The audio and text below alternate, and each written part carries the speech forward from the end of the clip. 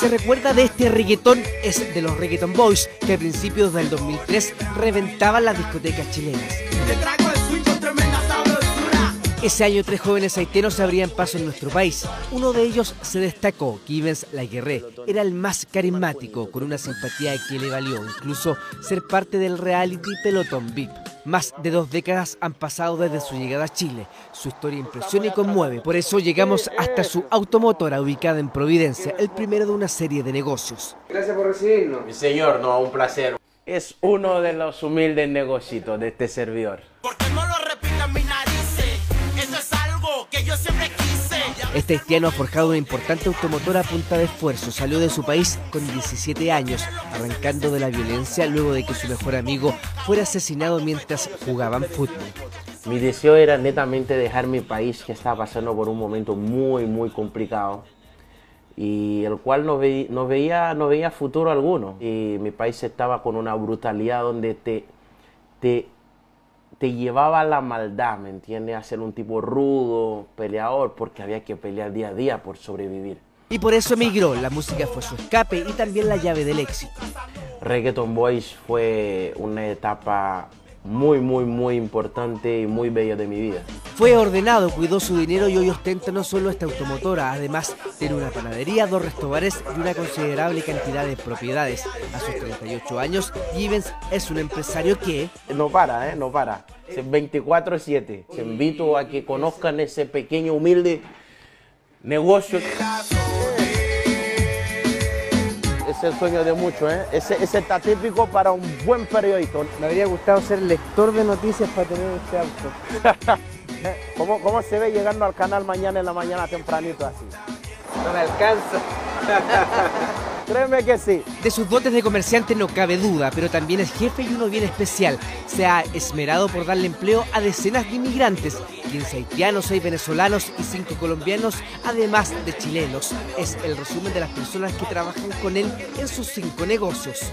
Hoy en día estoy sobrecopado, en personal hablando. Yo debería tener la mitad de esa gente trabajando. Y mi negocio funcionaría a la perfección. Esa otra mitad, créeme, sale de mí. Sale de mi bolsillo.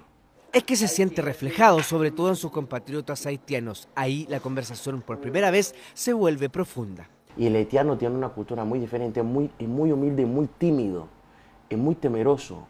Entonces, teme alzar la voz porque piensan que lo pueden sacar, porque es la primera presión que le meten, el primer miedo que le meten.